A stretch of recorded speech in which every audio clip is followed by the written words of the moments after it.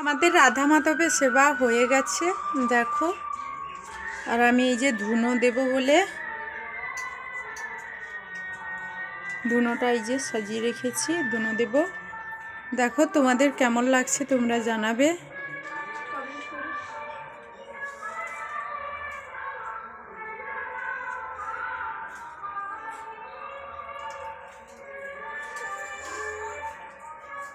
Good morning বন্ধুরা, শুভ সকাল। কিরণ ফ্যামিলিতে আপনাদের সকলকে স্বাগতম। আশা করি আপনারা ভালো আছেন আর আপনাদের ভালোবাসায় ভগবানের আশীর্বাদে আমরা সকলে খুব ভালো আছি। তো বন্ধুরা, ভিডিওটা স্কিপ না করে পুরো ভিডিওটা দেখতে থাকো। আশা করি আজকের ভিডিওটা তোমাদের খুব ভালো লাগবে। আর ভালো লেগে থাকলে বন্ধুদের সঙ্গে বেশি বেশি করে শেয়ার করবে, লাইক কমেন্ট করবে। প্লিজ বন্ধুরা, যারা আমাদের ভিডিওটা এখনও সাবস্ক্রাইব করেননি তারা আমাদের ভিডিওটা সাবস্ক্রাইব করে আমাদের পরিবারের সঙ্গে যুক্ত থাকবে। আর যারা অলরেডি আমার ভিডিওটি সাবস্ক্রাইব করেছেন তাদেরকে অসংখ্য ধন্যবাদ। তো চলো আজকে কি করি না করি দেখাবো। এখন মাইকের আওয়াজ যে আসছে, আমাদের গ্রামেই আজকের বাসুলি মায়ের পুজো হচ্ছে। তো তোমাদের ওখানে মন্দিরগুলো কীরকম সাজানো হয়েছে তোমাদের দেখাবো। চলো কি করি না করি তোমাদের দেখাই। আর আজকের বাড়ির কাজ কোনো কিছুই শেয়ার করছি না, আজকে তোমাদের ওইগুলোই দেখাবো। চলো, এখন তো ধুনো দেওয়ার কাজ শেষ করলাম। তো চলো সঙ্গে থাকো, আজকের ভিডিওটা খুব ভালো লাগবে, স্কিপ না করে দেখো। আর আজকে তো পূর্ণিমা, আমি পায়ে আলতা পরে নিচ্ছি, হাতে আলতা লেগে যাবে বলে ভয়ে কীরকম পরে নিচ্ছি দেখো। তো যাই হোক, মন্দিরে যাব দেখাবো বলছিলাম, এটা আমি একটা অন্য জায়গায় চলে এসেছি। এখানে বলেছিলাম না একাদশীর দিন একজন মহারাজ আমাকে বলেছিল ব্রতটা করতে, সেই মহারাজ মানে মন্দিরে যেতে বলেছিল, মন্দিরে তো যেতে পারিনি। তাই এই পাশাপাশি একজন কাকিমার বাড়িতে আসবে বলে আমাকে বলেছিল। তাই আমি 12:30 1টার দিকে বাধ্য হয়ে এখানে এলাম। এসে এখানে ওই কাকিমাদের ঠাকুরটা দেখালাম। এখানে যে দেখছো মানে লক্ষ্মী নারায়ণ আছে না, এই নারায়ণকে মানে কি বলবো, অনেক কথা বলা যায়। যখন কিরণ আসেনি, ওই মহারাজ আমাকে তুলতে দিয়েছিল। সত্যি কথা বলতে ওনার প্রতিষ্ঠা করা ঠাকুর, তো উনি কী ভেবে আমার হাতে দিয়েছিল আমি জানি না। তো তুলেছিলাম আর আমাকে আশীর্বাদ করেছিল আমার কোলজুড়ে পুত্র সন্তান হবে। তো মহারাজের কথা তো লেগে গেল। আর মন্দিরটা এত সুন্দর, আর কাকিমার বাড়ির চারপাশটা খুব সুন্দর। কাকিমাও প্রসাদ ভোজি, নিরামিষ ভোজি। তো এখানে ভগবানের রান্না করছিল। আর ভগবানের রান্না ভগবানের সেবার আগে দেখাতে নেই, তাই আমি তোমাদের সেরকম কিছু দেখালাম না। তো দেখাবো। আর এখনও মহারাজ আসেনি, তাই অন্যরা আমাকে বলল একটু ঠাকুরের নাম করবে এসো। আমি তাই ওখানে নাম করতে গেলাম। আর এখানে মহারাজ এসে ভোগও লাগিয়ে দিয়েছে, ভোগ হয়ে গেছে। তারপরে তোমাদের দেখাচ্ছি। দেখো, গোবিন্দের প্রসাদ খাওয়ার আগে দেখেই চোখ ভরে যায় আর মন জুড়ে যায়। তো খুব ভালো লাগছে। এখানে পায়েস আর মানে এটা হলো সিন্নি, বাঁধাকপির ঘন্ট করেছিল, আলু ভাজা, পকোড়া আর টক, নিরামিষ মিষ্টি, দই আর এটা শুক্তো। আর কি করেছিল বলো তো, ওই ধারে ওইটা করেছিল বেগুন, দই বেগুন আর শাক চচ্চড়ি হয়েছিল। মানে তরকারি, সব তরকারিগুলো, এটা দই, সব তরকারিগুলো এত সুন্দর হয়েছিল তোমাদের কি বলবো। আর আমি তো সবাইকে দিচ্ছিলাম, তো তাই ক্যামেরাটা মানে এর পরে সবাইকে দেওয়া হবে। আর আমি মানে ক্যামেরাটা করলাম আর মহারাজকে দেখাইনি। কারণ কি বলো তো, আমি তো উনি মানে ভগবান তুলো, আর এটা হলো পায়েস, ভগবান এটা সিন্নি। তো ভগবান তুলো মানুষ, ওনার পারমিশন না নিয়ে কী করে দেখাই। তো যাই হোক, এখানে বাচ্চাদের আর কিছু বড়জন খেতে বসে গেছে।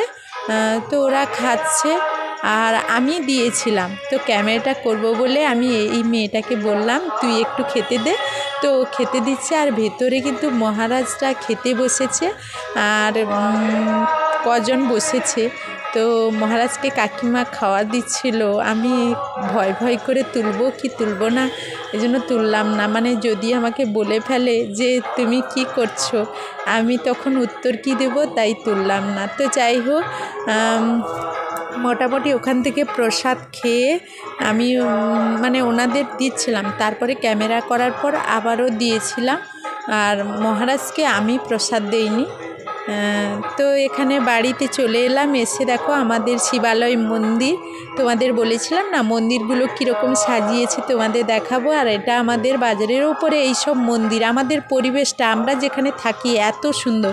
আর এখানে আমাদের কালীমার মন্দির, তো মন্দিরটা গ্রিল লাগানো ছিল, তো এখানে বাসুলি মায়ের পুজো হচ্ছে বলে মন্দিরগুলো একটু ফুল দিয়ে সাজিয়েছে, তাই তোমাদের দেখাচ্ছি।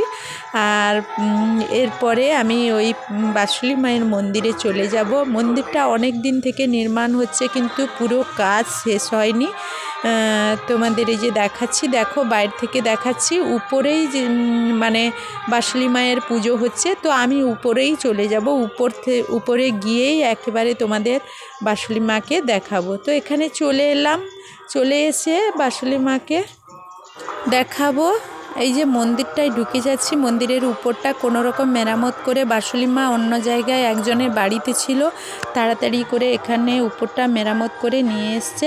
আর এতটাই মায়ের পুজো হচ্ছে, তো ধুনো দিচ্ছে, তোমাদের পরিষ্কার করে দেখাতে পারছি না, তো যতটা পারছি দেখে নাও। আর আজকে তো পুজো হচ্ছে, মাইকের আওয়াজ আসছে, তোমরা ওটাকে কোনো মনে করবে না। তো যাই হোক চলো। আর সাইডে না ফল কাটছে, তোমাদের দেখাবো। ওখানে ফল কাটছিল যে আমিও গিয়ে আবার ফল কাটতে বসেছিলাম, তো ক্যামেরাটা করার পর ওখানে আমি ফল কাটছিলাম। তো ইনি হলো আমাদের গ্রামের দিদিমণি, আর দিদিরা কাকিমারা বসেছিল। আমি তো এই যে বেরিয়ে মানে আমি ওই যে মন্দিরে প্রণাম করেছিলাম, টিক দিয়ে দিয়েছে। আর কিরণ তো বেরিয়ে একেবারে রেডি হয়ে জুতো টুতো পরে বাবু হয়ে একবারে আমার কোলে বসে গেছে, এই যে কোলে বসে গেছে। বাবা টাটা বলে দাও, তোমার হাতে এত আলতা কোথা থেকে এলো? ওরে বাস, দেখো টাটা বলো তো বাবা, টাটা বলো, না হলে শুনবো না তোমার কথা। উফ, কীরকম দুষ্টুমি করছে। টাটা। উফ, মনটা যে কখন কি বলে। টাটা। কিরণের টাটাটা সবাই দেখে না, ও তো টাটা ছাড়া আর কিছু বলতে পারে না। আর এটা কি গো বাবা, কি খাচ্ছ? হ্যাঁ বলো গুড বাই। ও কথা বলতে পারেন না এখনো, আরেকবার বলে দাও। আর আমি এই যে বাবা তো টাটা বলছে, হাতে কোথা থেকে আলতা নিয়েছে, আমি এই যে তুলসী কাঠির মালা নিয়ে নিয়েছি, কিরণ এই জন্য দেখাতে পাচ্ছি না।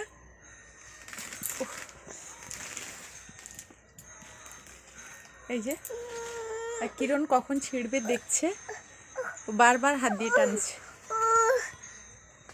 শুধু গ্রামের পুজো হচ্ছে না, বাইরেও বাড়ির পাশে একজন কাকিমার বাড়িতেও পুজো হচ্ছে, ওরা সবাই আমাদেরকে ডেকেছে। আর এখানে নাম কীর্তন হচ্ছে, আমিও নাম করছিলাম, তো আমি ক্যামেরা করছিলাম তাই দেখতে পাচ্ছ না। এখানে ষড়ভুজ গৌর নিতাই, আর দেখো ষড়ভুজ মহাপ্রভু দাঁড়িয়ে আছে, সাইডে আমার গোপাল আর ভাগবতজিকে দেখো।